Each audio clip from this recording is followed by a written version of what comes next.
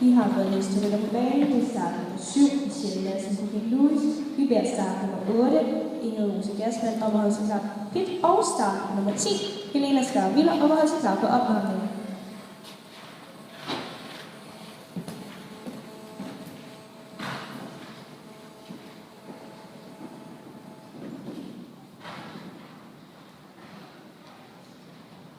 Resultatet for Sofie Rast Thomsen blev 4 fejl i hovedspringen til 48,03.